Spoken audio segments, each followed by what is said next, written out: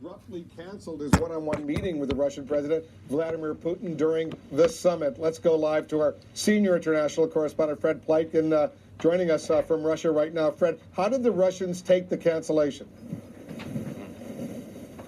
Well, I didn't take it very well, and there certainly are people in Russian media and also Russian politicians who believe also that this was some sort of false pretext, Wolf, that this has more to do with the case of Michael Cohen than it has to do with what happened here, that standoff in the Sea of Azov. There was a senior Russian lawmaker who just came out with a tweet a couple of minutes ago saying exactly that. Now, what I managed to do tonight, Wolf, is I managed to get in touch with the spokesman for Vladimir Putin, with Dmitry Peskov, as he was actually on the Russian presidential plane, and I asked him about the cancellation. He came back to me and he said the following, and I quote, "We are flying, actually. So far, we've only seen Trump's tweet and media reports. We don't have official confirmation yet. And if this is the case, we'll have an extra couple of hours for other useful meetings." By the way, Wolf, this was the same conversation with Dmitry Peskov, where he also confirmed to me that, yes, indeed, Michael Cohen had gotten in touch with his office earlier, and that also he had responded as well. Meanwhile, here on the ground, Wolf, things actually are continuing to escalate between the Russians and Ukrainians. Ukraine's President Petro Poroshenko today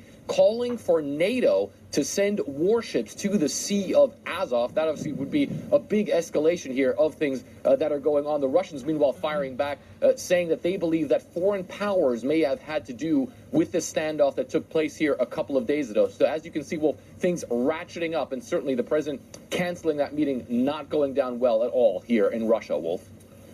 So did they say what they would like to do if there's no formal 2-hour sit-down meeting with the President of the United States? So what do they want to do? Have a little side meeting along the sidelines, as they say? Well, I do believe that the Russians still hope that there will be some sort of at least interaction between Vladimir Putin and President Trump, even if it is only on the side, maybe before or after some sort of photo opportunity. But really all we have right now from Dmitry Peskov is him saying that they'll find some sort of other meeting that Vladimir Putin is going to take place. And keep in mind, Wolf, this is also a very important summit for Vladimir Putin as well. He is actually meeting with Mohammed bin Salman. That's certainly something that the world is going to be looking at as well. So the Russians certainly have prepared for a long time for this summit, but this meeting not taking place with President Trump really is a big problem for them. Yeah, we'll see if the President Trump has a little side meeting with the Saudi Crown Prince, who's also in Buenos Aires in Argentina right now. All right, Fred, thank you very much. Fred Pleitgen reporting from Russia. Coming up, we're going to have more on the breaking news. President Trump's former attorney and fixer Michael Cohen flipping and admitting lying to Congress about his boss's business project in Russia out of loyalty. And in just a minute, we'll take a closer look at Donald Trump's attempts to do business in Russia. Why did so many of his projects come to nothing?